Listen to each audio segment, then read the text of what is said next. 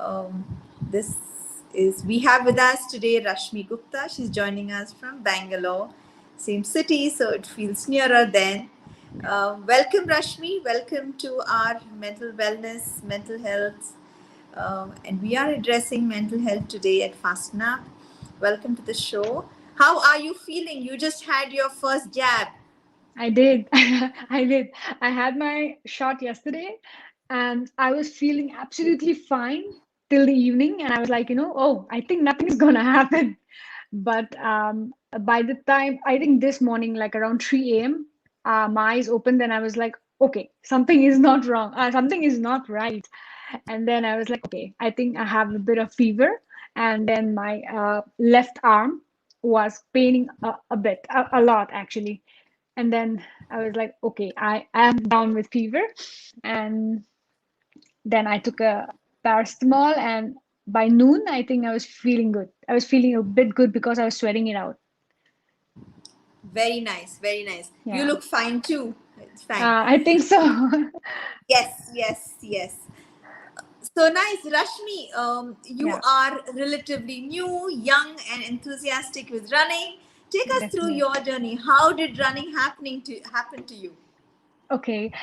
So I think as I was telling you about, my great athletic career, it was zero because I was never an athletic person, unlike many of our athletes today, right? Um, so I was born in a family, and my parents especially thought that, a girl child should always be somebody who is good in academics, and that's all you need to do in your life. So I was never given a chance to, or encouraged to play any sport or, even take part in school running or maybe even if it's a frog jump or a sack race. I was like, oh, no, no, that's not for you. All you need to do is, be good in academics. That's all was put in my head, and that's how I was brought up. So fast forward to 2014, when I got my first job in Bangalore. That's when I thought, okay, now I have the control of my life and I can do things and I can try things I wanted to. Maybe I wanted to. So I enrolled in a gym. I had never stepped into a gym before. I enrolled in a gym and I saw that I was good at it because the way my trainers asked me like how since how long have you been working out, and I'm like, this is my first gym, or this is my first week at the gym, and they're like, your form is really good. They appreciated me and I was like, oh, is it? And so since like those motivations and everything really did a good job, really did a good thing for me. And I developed a lot of self confidence that, okay, I think this is what I'm good at. And I discovered it and I was so happy about it. And I kept doing it again and again, coming back again and again. And I was like, okay, I am really good at this and I'm going to do it. So, how I started running was, since I was so good in lifting weights and everything, I wanted to supplement my workouts. So I thought, why not try running? And even before that, how I got introduced to running is a very funny story. So my colleague at workplace, my first workplace, so she was the in charge of forming a running team for women. We were supposed to participate in TCS 10K corporate race. 10K. So for that, she was looking for a team of women runners. So she had become a good friend of mine, and she's like, uh, kal aa jana. Okay, she's just like kal aa jana. Okay, and so that's what happened. And I'm like, I've never run in my life in 2014. Like, I have not done anything in my life apart from studying and working. So that's how it happened. And I used to go, but then I used to be always like, I am done, I'm going, I'm not liking it at all. So then that's how it actually started. I That's how I got introduced to running. And then um gradually, I started liking it, maybe in a way, because for me what was very charming and exciting in running was, whenever I went to a race, though even though at that point of time in my life I was not competent enough, like I was not ready to compete anyone, but I saw that uh, there was nothing stopping me. Like, I just wouldn't stop when I started running, even though I was just a rookie and I didn't know anything about running. I just wouldn't stop. And I like that feeling, like after when you complete a race, be it a 5K or a 10K or a 3K, right? That feeling when you think that, oh, I never thought that I could do it, and finally I'm here and I did it. That too, I did it so much better than people who already are doing it. So that was kind of really, pushing me forward, and I wanted to test myself a lot.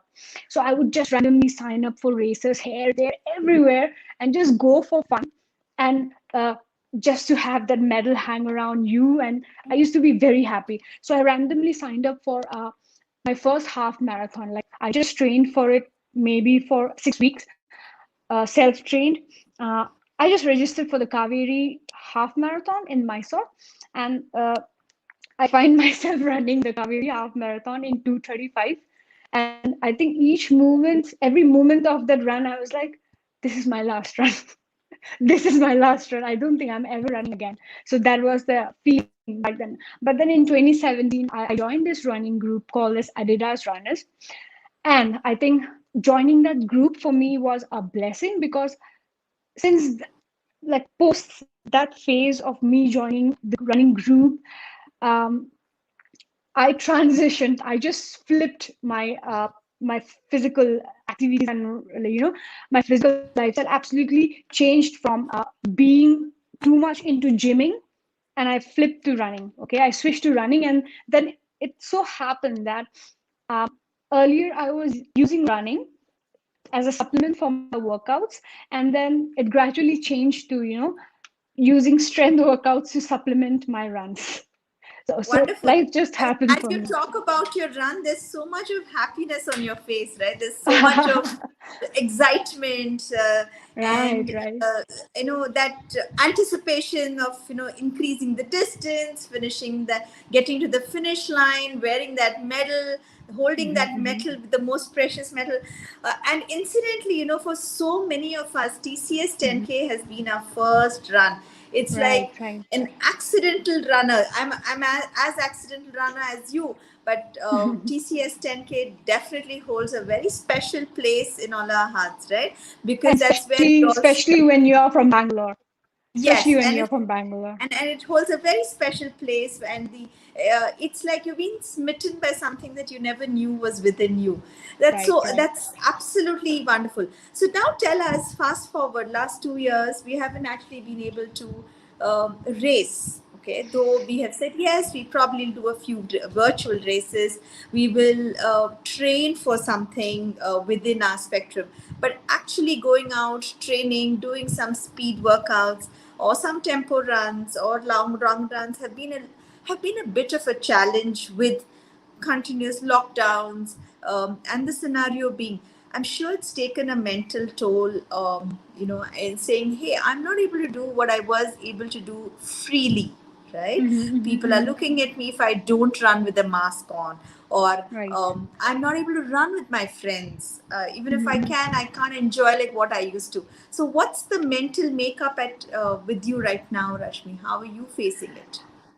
Well, to be honest, let me tell you, since March 29th, March 29th was my last run. So after that, I did not step out from my house at all. Okay, so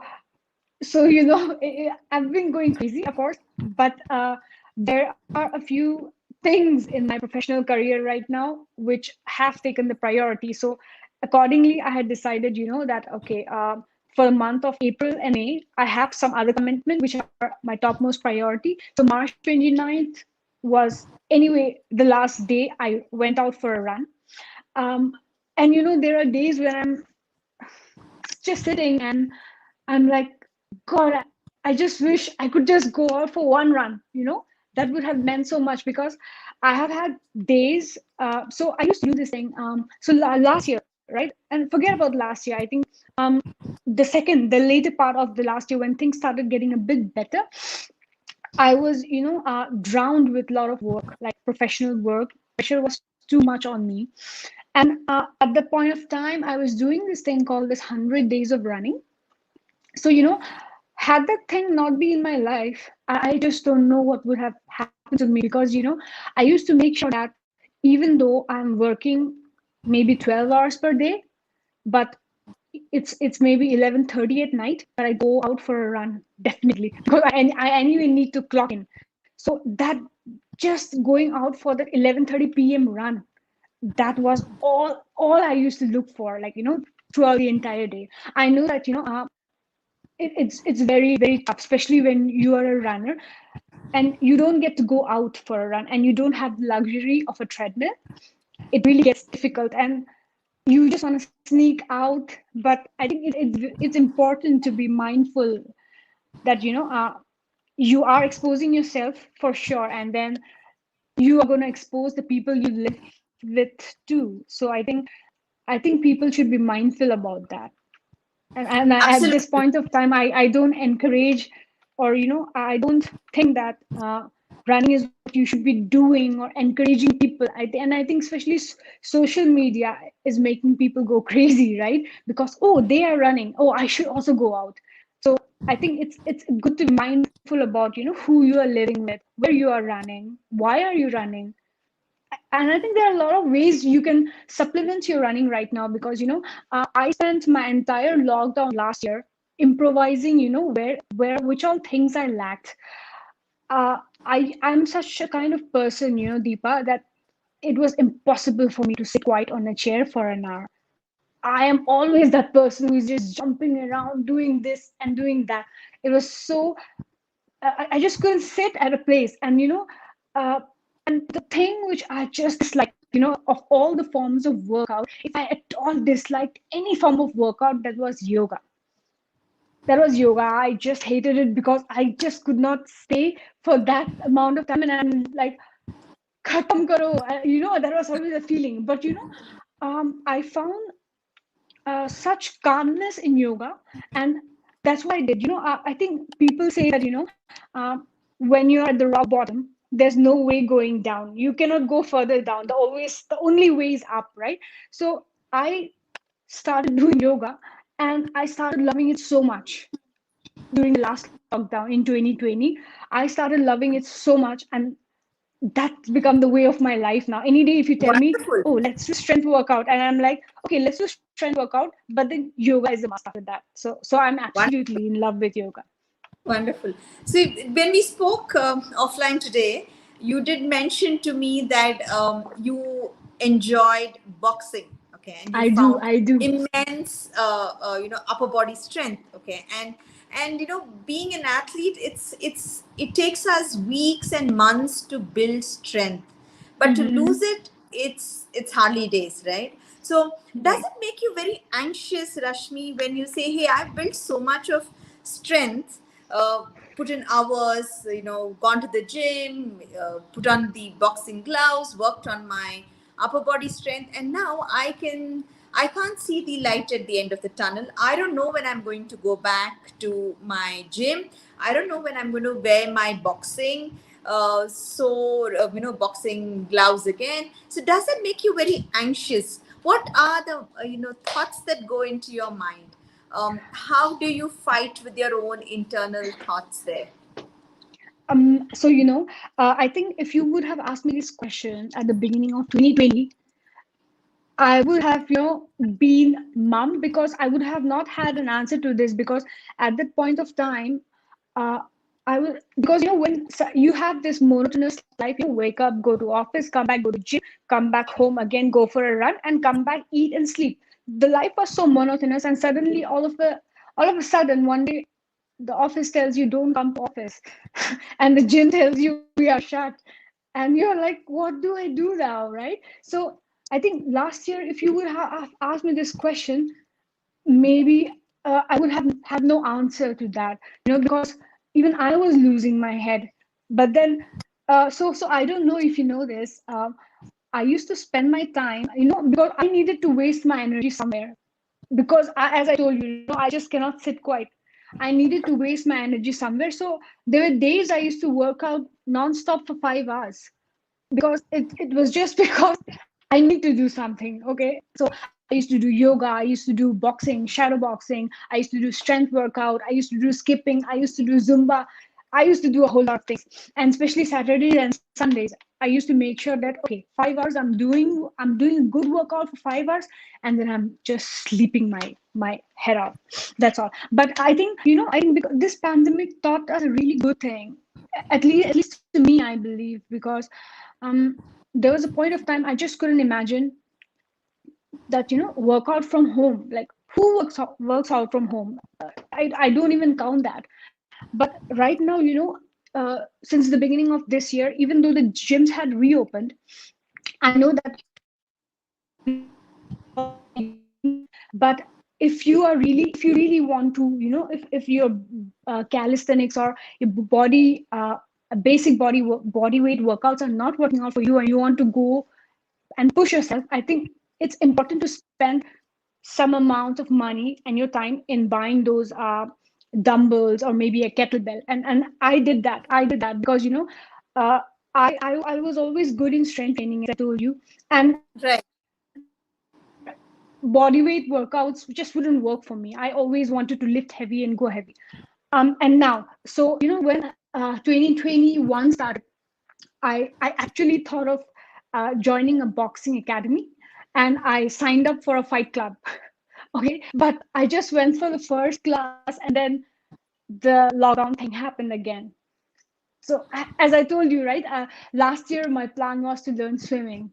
This year I wanted to join a boxing academy, and things just start falling, and I didn't know what to do.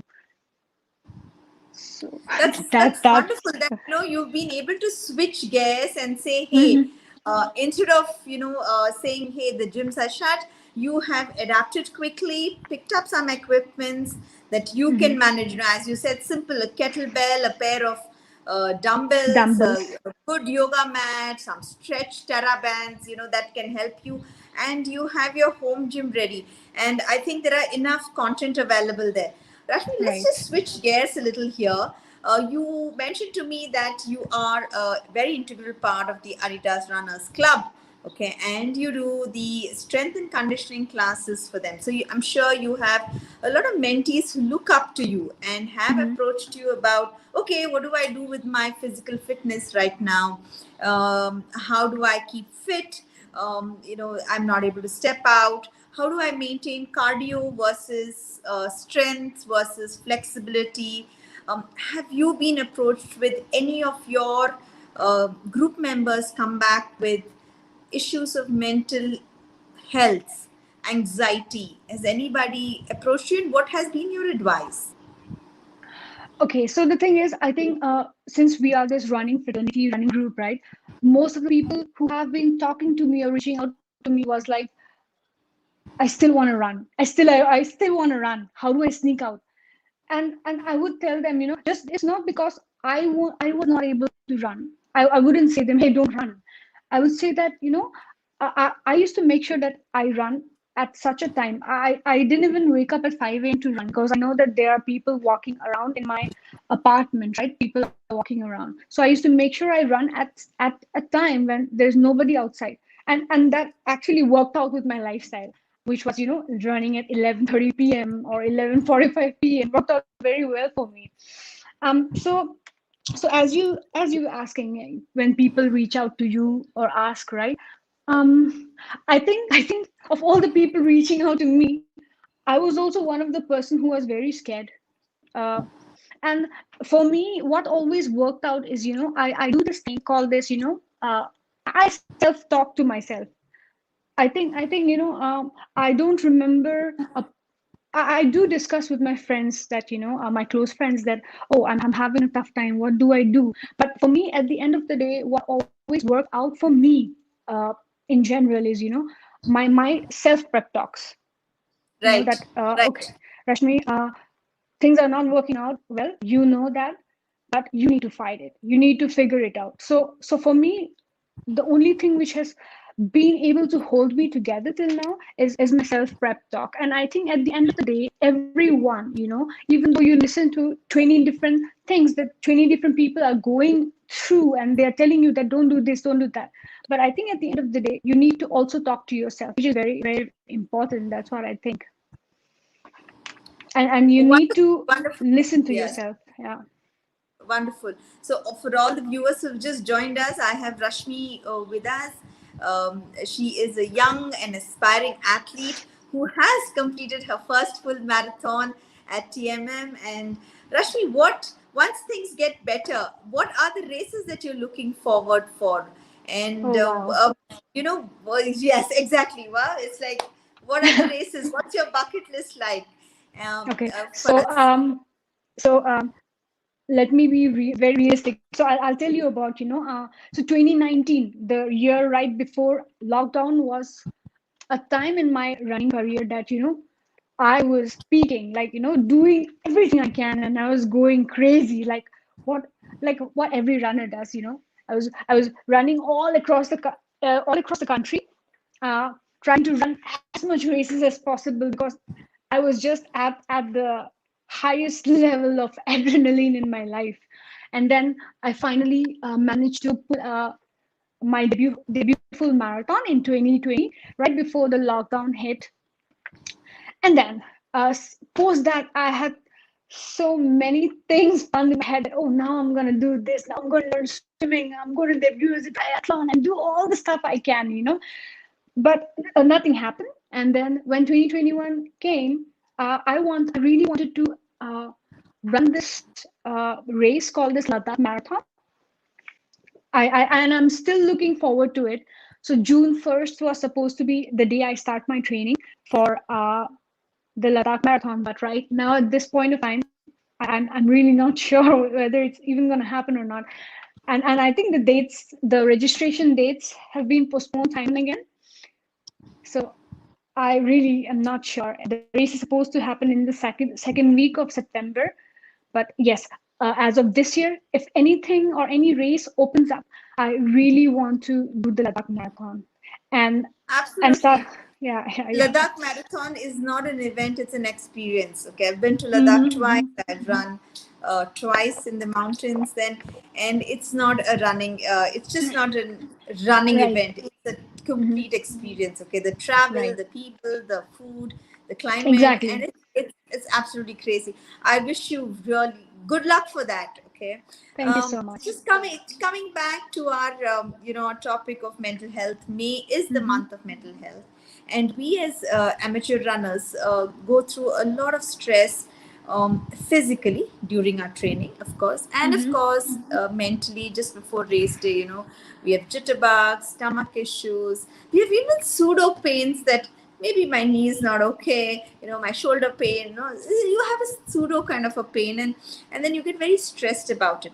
But these Mm-hmm. situations are worse when you see your fellow friends, athletes, or even family for that matter, going through COVID. We've lost a lot of our close ones, dear ones. It plays a havoc on your mind, right? Okay, and then it impacts your health and your sleep, right, and your nutrition. So, how are you combating with these situations of the external, and then managing yourself mentally as well as able to manage that entire stressful situation? So, Deepa, let me tell you very frankly that the beginning of the pandemic was a very tough time for me. My sleep cycle was gone for a toss. I was just not able to sleep, and it was more because of the anxiety that what's gonna happen tomorrow. I don't know, Yes, like, what's gonna happen yes, tomorrow. Every time I lie down on my bed, and that's the thing bugging me, that what is this going on? What's gonna happen tomorrow? Like, it did really frighten me, and I did shed some tears as well. Maybe some days I was not feeling completely okay, uh, and I just didn't know what to do because I was living alone at that point of time. So last year I moved in with my sister, but before that I was living alone. So it was a very tough time for me as well, especially with my sleep gone for a toss, and I know that next morning 8 a.m. I have to log in and start my work as well, and I need to function as a normal person at work. And then I think, so whatever happened, when I tell you that I was working out for 2 hours, 3 hours, or 5 hours, that was just because of my own selfish reasons, that I think by the time when I hit the bed, you'll be I should be tired, you'll be tired. tired. I should be Yes, tired. I should be tired. But Diva, you won't believe me. Sleep didn't come easy. Even those nights, sleep really didn't come easy. And I really had very, very bad time. And again, but I got through it. I think I moved the moment, especially when I moved in with my sister and I found comfort with her, in her. I was like, okay, I think I feel better being with her, especially like being with her Absolutely. because I was alone And at that you point of today you're time. talking about it, Rashmi, and Mm-hmm, acknowledging it that yes, I mm-hmm, have gone through sleep disorders, I have mm-hmm, gone through anxieties, and I mm-hmm, have worked my way up. Itself makes you a very great athlete, because one is mm-hmm, accepting it and ready to mm-hmm, move and find your ways of, okay, I don't have a gym, I can't go to a gym, I don't know when I'm mm-hmm, going to a gym, but I'm going to work on mm-hmm, my strength. I'm going to keep my mm-hmm. cardio up by going at untimely hours for a run inside my Right. apartment complex. Okay. And then saying, hey, I'm also going to be doing my no, body weight training. I'll use my kettlebell, and of course yoga, okay, which keeps you absolutely calm and peaceful at yourself, right? Take us Right. through your nutrition cycles. What is Nutrition. your favorite recovery? How do you recover? What do you eat? Is there something that you cling on as your comfort food during these anxious times? Mm-hmm. Okay. So I don't know if I have anything called as comfort food, but yes, if you really call it the comfort food, I love having pizzas when I'm really down and sad, or I want to reward myself. I really do like to have pizzas. I just love them. And let me just stress on one thing. I know that the word nutrition and diet is so important, but I don't want people to mix up these two things. Nutrition and diet are two separate things. That's what I would like to believe, because uh, when people say diet, people always think of the extremes. They don't think whatever food you are eating right now is also a good diet, is also a source of nutrition. It's just that you need to be mindful about what you're eating, and you need to be mindful about how much you're eating. I think that's a very important thing. So I'm very fascinated by the Japanese culture, and when I was in Japan, right, I've seen how the people eat. They really eat like good meals. There's a piece of chicken, there's a piece of fish, there's a piece of vegetables, there's a piece of seaweed soup, and there's a bowl of rice. But the thing is, the quantity is what matters. It's The just the portion bowl. size. That's it. Yes, the Yes, portion yes. size. Yeah. So I believe in that kind of diet. I eat what my heart wishes, because I always eat home cooked food. Now that I live with my sister, she really cooks good meals. I'm so lucky in that way, in that aspect. So the thing is, I limit my proportions. No matter, I feel hungry in 1 hour again, I'll eat it for the second time, but then I'm just going to eat how much is that bowl of rice, and add it up with as many vegetables as I can. So, Oh, whenever people see my plate, they say it's like a swimming pool, because it's just this much of rice, a lot of dal, and a lot of vegetables. So I just love eating that way. now that is the right way to eat. That is the right Hmm. way to eat.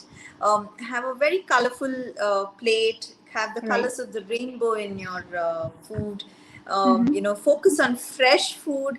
I think Right. that's been one of at least my go-tos this entire pandemic. The wave one and wave two has been. I have I have a lot of gratitude because I can eat home cooked meal straight from the pan to the plate.